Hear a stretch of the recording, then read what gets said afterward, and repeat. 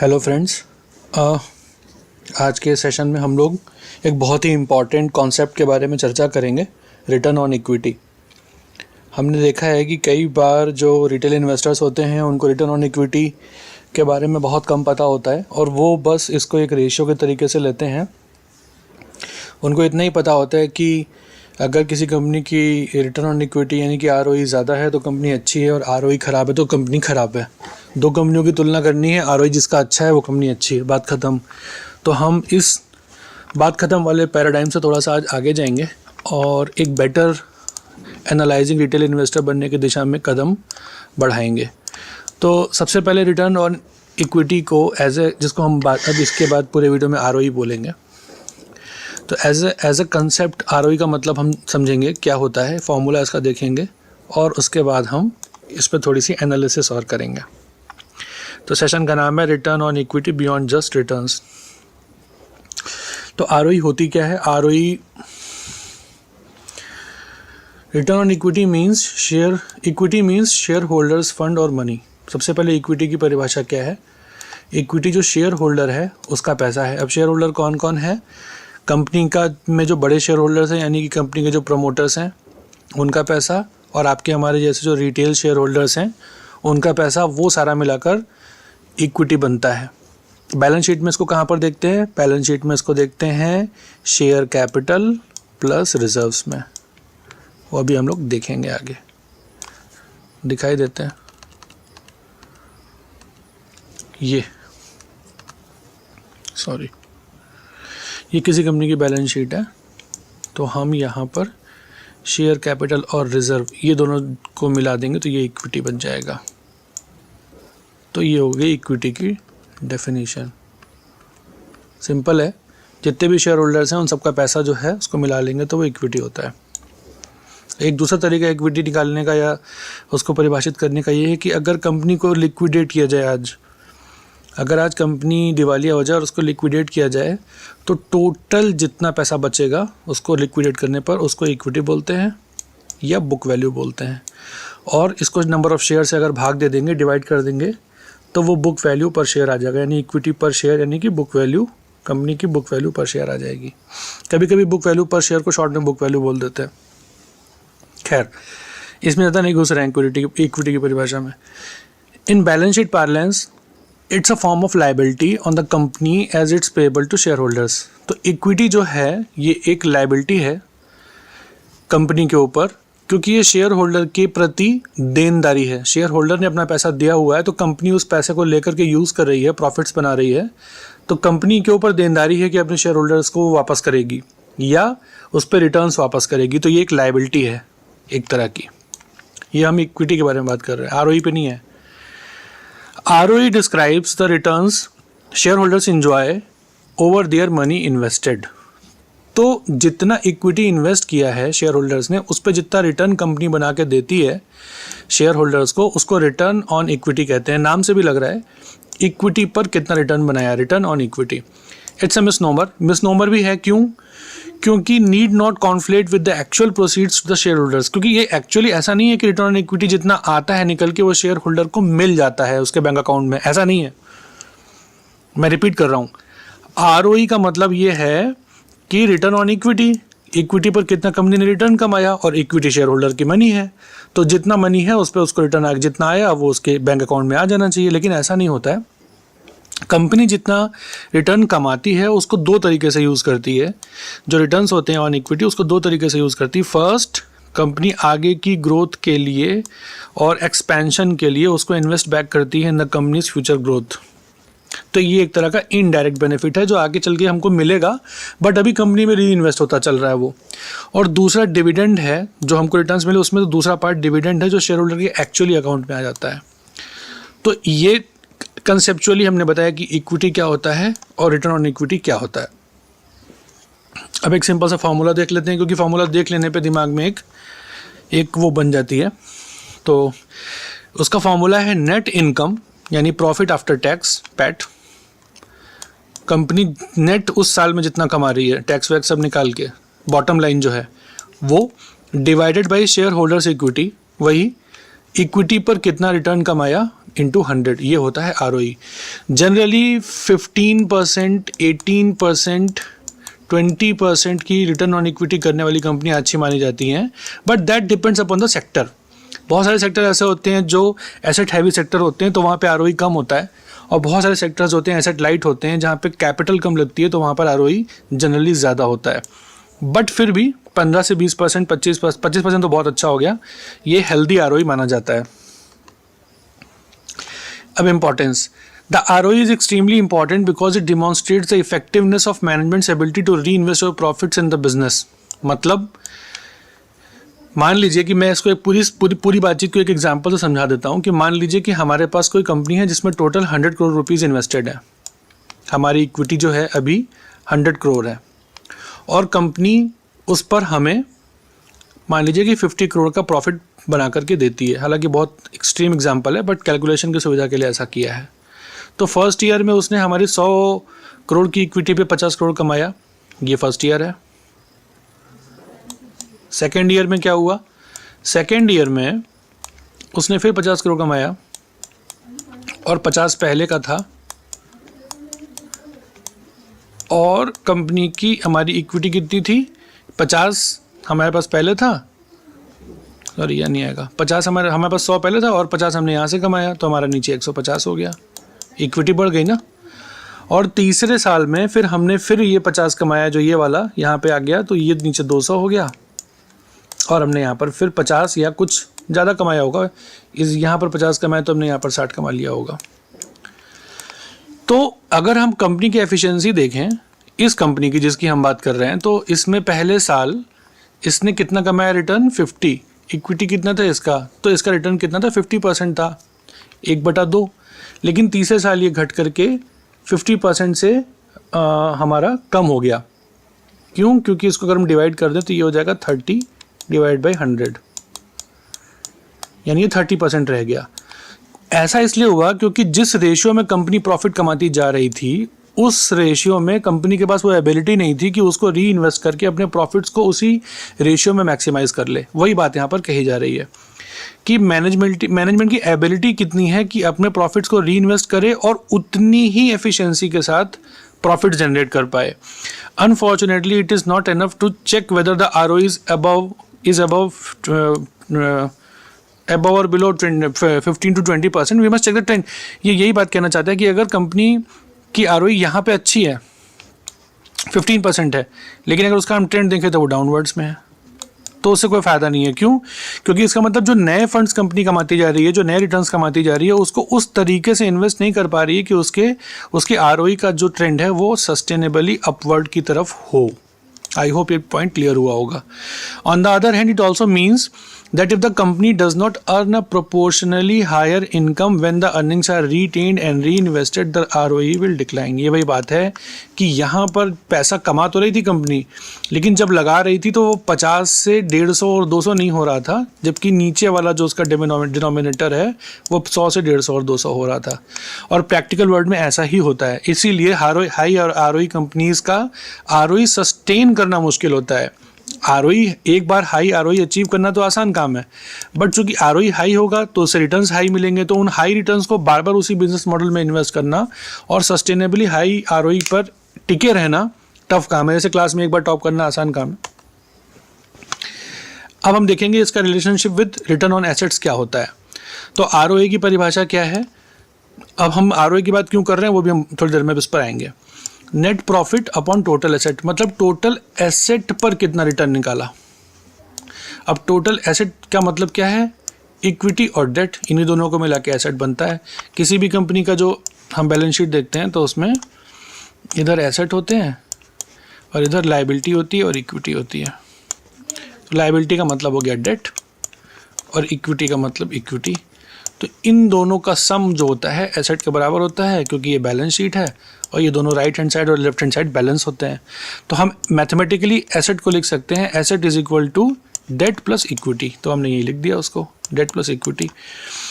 अगर company debt free है तो डेट ज़ीरो होगा, या नेट ऑलमोस्ट डेट फ्री है तो ये ज़ीरो करने के बाद यहाँ नेट प्रॉफिट अपॉन इक्विटी हो गया, और नेट प्रॉफिट अपॉन इक्विटी जो है वही हमारी ROE की डेफिनेशन है। मतलब डेट फ्री कंपनी का आरओई और आरओए बराबर होता है। So nearly debt free company has the ROE equal to ROA. If the company has huge debt, अगर कंपनी के पास बहुत ज़्यादा डेट है तो आरओई का कोई मतलब नहीं बचता, उसका आरओई कैलकुलेट करने का कोई मतलब नहीं बचता। इस बात को भी हम आगे एग्जांपल से भी देखेंगे। तब ऐसी कंपनियों में जिनमें हैवी डेट है हमको आरओए देखना चाहिए, आरओई देखने से कोई फ़ायदा नहीं है। क्यों? क्योंकि हम जो देख रहे हैं केवल इक्विटी देख रहे हैं, जबकि डेट का पोर्शन ह्यूज है, तो आरओई ही देखें, आरओई ना देखें। या फिर एक और चीज़ देख सकते हैं, एंटरप्राइज वैल्यू, लेकिन आज हमारे टॉपिक में ये नहीं है तो हम एंटरप्राइज वैल्यू पर बात नहीं करेंगे। आरओए पर भी बस इतनी ही बात कर रहे हैं कि आरओए तब देखना उचित होता है जब कंपनी में डेट हो। फिर से आरओए तब देखना उचित होता है जब कंपनी में डेट हो, और आरओई तब देखना उचित होता है जब कंपनी में डेट कम हो, नेग्लिजिबल हो या ज़ीरो हो। अब यहाँ से हम आरओए की बात करते ही हम कंपनी के फाइनेंसिंग स्ट्रक्चर पर चले गए। हमने आरओए की बात क्यों की? क्योंकि हम बात डेट पे करना चाहते थे। तो हम ये कहना चाहते हैं कि आरओई का एक बहुत खास रिलेशनशिप होता है कंपनी के फाइनेंशियल स्ट्रक्चर के साथ में। अभी एक एग्जांपल लिया हुआ है जिसमें 1 2 3 4 5 6 7 8 9 10 11 कंपनियों के आंकड़े लिखे हुए हैं। ये 2 मान लीजिए, इसको 11 मान लीजिए। अब देखिए, इस कंपनी में केवल इक्विटी है, डेट ज़ीरो है। इस कंपनी में इक्विटी बहुत कम है, 10 है, और डेट 90 है। ये दोनों पोलर एक्सट्रीम है, ये दोनों आपस में पोलर एक्सट्रीम एग्जांपल्स हैं। इसके बीच में जो है एक ट्रेंड है।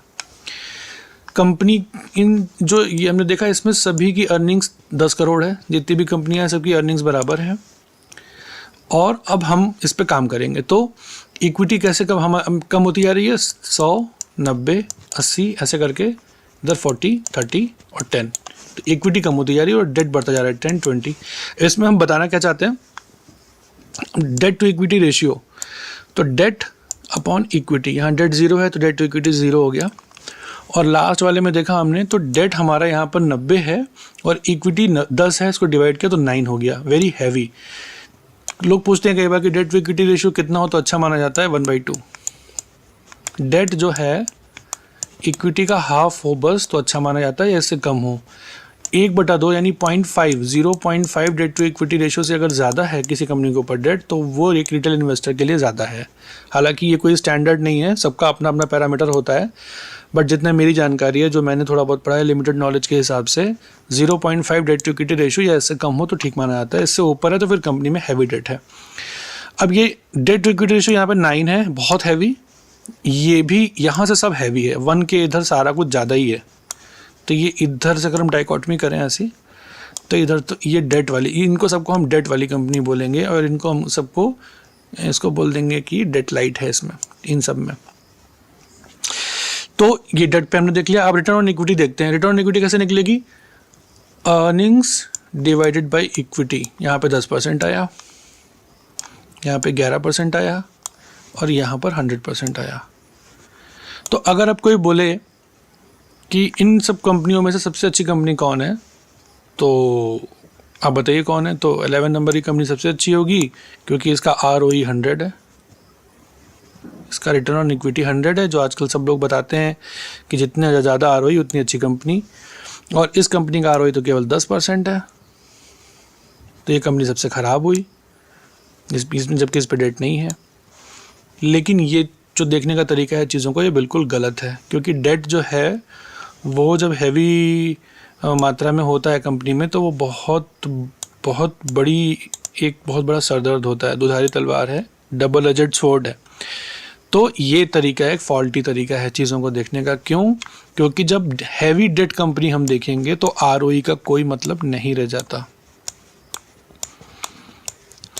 पैरामीटर ही इसके लिए, इन कंपनियों के लिए ये पैरामीटर ही इररेलेवेंट है। ये रेलेवेंट ही इनके लिए रेलेवेंट कौन है? ROA या इंटरप्राइज वैल्यू, यही देखेंगे हम इनके लिए। वो हम देखेंगे ही नहीं। क्यों?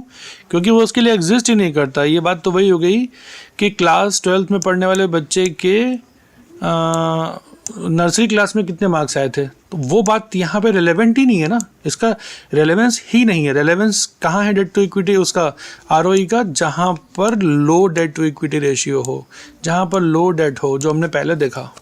ये ROE हम वहाँ देखते हैं जहाँ पे लो डेट हो, तो हद से हद 0.5 कहाँ पर है, यहाँ तक, ये वाला जो जोन है, मैं इसको दूसरे कलर से कर देता हूँ, ये वाला जो जोन है हमारा जिसमें 0.5 से कम है डेट, इसमें ROE एक रेलेवेंट पैरामीटर है। तो यहाँ हम ROE देखेंगे, यहाँ हम ROA या एंटरप्राइज वैल्यू देखेंगे। तो आई होप आप लोगों को ये बहुत ही important concept ROE versus ROA का और डेट वर्सेस इक्विटी का समझ में आया होगा। अब मैं उसको रियल लाइफ एग्जांपल से दिखाता हूँ। A tale of two companies, is high ROE company always superior. देखिए कंपनी ABC है, ये मैंने एक्चुअल नाम हटा दिए कंपनियों के। एक की लार्ज कैप कंपनी है, 1,39,000 करोड़ इसका मार्केट कैप है, इसका ROE 22.2% है। 22.2% है इसका ROE, बहुत अच्छा ROE है, तो ये कंपनी काफ़ी अच्छी होनी चाहिए। अब हम आते हैं इसके फाइनेंशियल स्ट्रक्चर पर, फाइनेंसिंग स्ट्रक्चर पर। तो इसमें शेयर कैपिटल और रिजर्व मिलाकर के देखिए 5,700 और ये 1,500 मतलब लगभग 7,200 करोड़ या 7,300 करोड़ का हमारा इक्विटी है, और उस पर हमारा ये ROE बन रहा है। लेकिन ध्यान देने की बात है कि हमारा इसमें डेट टू इक्विटी रेशियो 7.42 है। तो जब डेट टू इक्विटी रेशियो 7.4 है तो उसका मतलब है कि बोरोइंग्स हमारी 54,000 करोड़ हैं। ये देखिए, तो ये तो छूट ही गया, हम इस पर रिटर्न निकाल रहे हैं। रिटर्न कैसे निकाल रहे हैं, हम नेट प्रॉफिट देख रहे हैं। नेट प्रॉफिट कितना है, 1,000 करोड़, ऑलमोस्ट 1,000 करोड़ का ये कंपनी जो है वो अपना प्रॉफिट बनाती है। तो हमने ROE कैसे निकाला, 1,000 करोड़ डिवाइडेड बाई 7,200 करोड़, और इसको 100 से मल्टीप्लाई करके परसेंटेज निकाल के हम खुश हो गए कि ये तो बड़ी अच्छी कंपनी है। बट हम ये भूल गए कि इसका 1,000 करोड़ इसका नेट प्रॉफिट है, और इंटरेस्ट कितना पे कर देती है, 3,000 करोड़। इतना लोन ले रखा है कि 3,000 करोड़ ये इंटरेस्ट पे करती है, और टोटल लोन कितना है इस पर, 54,000 करोड़। मतलब 18 साल लगेंगे। अगर इस रेट से पे करते हैं तो 18 ईयर्स में अपना डेट रीपे करेगी वो। इन्फ्लेशन को छोड़ दिया है मैंने, इन्फ्लेशन को छोड़ने के बाद है। और कंपनी जो अर्न करती है मतलब 1,000 करोड़ रुपए, उससे उसका देखें तो 54 ईयर्स की अर्निंग डेट है। डेट इतना ले रखा है कि 54 ईयर्स की तक कंपनी जितना कमाएगी नेट प्रॉफिट, अगर इसी स्पीड से कमाती रहे, इसी को फिक्स मान लें, जो कि बढ़ेगी फ्यूचर में ऑब्वियसली। बट आज की डेट में अगर स्नैपशॉट लें तो ये इस मैग्नीट्यूड पे इसका डेट है। 7.42 का ये मतलब होता है। उसको समझाने के लिए एलेबोरेट कर रहा हूँ इतना। तो कंपनी का नाम मैं नहीं बताऊंगा आपको, कंपनी में कंट्रोवर्सी हो जाएगी। तो ये कंपनी पे ROE देखना बेवकूफ़ी है 22% की, क्योंकि बात 22% की तब रेलेवेंट है ही नहीं जब कंपनी की डेट टू इक्विटी 7.42 है। रिटेल इन्वेस्टर देखता है 22% का डेट टू इक्विटी ROE है, बस कंपनी में इन्वेस्ट कर दिया, ऐसे नहीं। तो कंपनी ABC जो देखने में 22% का ROE लेके चल रही थी वो अच्छी नहीं लग रही है अब। दूसरी कंपनी है XYZ, इसका ROE देखिए 9% है केवल। तो ये कंपनी बेकार है रिटेल इन्वेस्टर के लिए, इसका ROE कम है, लेकिन डेट टू इक्विटी देखिए 0 है, ऑलमोस्ट डेट फ्री कंपनी है। अब हम इसके आते हैं इस पर कैपिटल, इससे फाइनेंसिंग स्ट्रक्चर पे। तो हमारे पास 2000 लगभग 1,900 करोड़ रुपए का इक्विटी है, शेयर कैपिटल और रिजर्व मिला के ये हमारा लगभग 1,900 करोड़ रुपए के हमारे पास इक्विटीज़ हैं, और बोरोइंग्स केवल 141 है उसके कंपैरिजन में। इसका मतलब यहाँ पर डेट टू इक्विटी बहुत कम है, तो यहाँ पे ROE एक पैरामीटर है। अब इसकी साल की अर्निंग देखते हैं। तो साल की अर्निंग है इसकी net profit 166 crore. Interest payment कितना करती है, केवल 17 करोड़ उसकी तुलना में। तो 166 करोड़ इसकी तुलना में 141 की तुलना में भी सब्सटैंशियल है। एक साल में ही कंपनी अपना डेट पे कर सकती है। आई रिपीट, कंपनी 165 करोड़ रुपए एक साल में कमा रही है। तो अगर कंपनी पूरा का पूरा डेट वापस करने में लगा दे, इंटरेस्ट पेमेंट केवल ना करे, पूरा लोन चुका दे, मूल भी चुका दे, तो एक साल में अपना लोन चुका सकती है। ये कितने साल में चुका पा रही थी, 18 ईयर्स में। इसको जो इसकी नेट इनकम थी उससे 18 ईयर्स में नहीं, तब उससे तो 54 ईयर्स में। ये तो इंटरेस्ट पेमेंट से था, ये तो 54 ईयर्स में चुक रहा था जो कर्जा वहाँ पे, वो कर्जा यहाँ पर हमारा एक साल में चुक सकता है। तो ये चीज़ बहुत समझना ज़रूरी है, क्योंकि बात हमेशा रिटर्न, इसमें से कौन सी चीज़ इंपॉर्टेंट है, मतलब कि ROE और ROA में दोनों इंपॉर्टेंट है। क्यों? क्योंकि डेट है रिस्क और ROE है रिटर्न। तो रिटर्न तो तभी रहेगा ना जब रिस्क मैनेज रहेगा, मतलब जान है तो जहान है। अगर रिस्क इतना हैवी है कि कंपनी ही नहीं बचेगी, सॉल्वेंसी ही नहीं बचेगी, तो रिटर्न्स कहाँ से आएंगे? तो रिस्क को पहले मैनेज करना है, तब आगे रिटर्न पर जाना है। तो हम लोगों ने देखा कि आरओई क्या होता है, फाइनेंसिंग स्ट्रक्चर से उसका मतलब क्या होता है, आरओए और आरओई दोनों कभी कब रेलेवेंट होते हैं, और आरओई कब नहीं देखना चाहिए क्योंकि वो सफिशिएंट पैरामीटर नहीं होता है। आप प्लीज़, अगर आपको पसंद आया तो आप प्लीज़ इस वीडियो को लाइक करिए और कमेंट करिए और इसको अपने दोस्तों के बीच में शेयर करिए। इससे हमारी रीच बढ़ती है और हमारा मोटिवेशन बढ़ता है। आई होप कि आपको आज का वीडियो पसंद आया होगा। Thank you so much.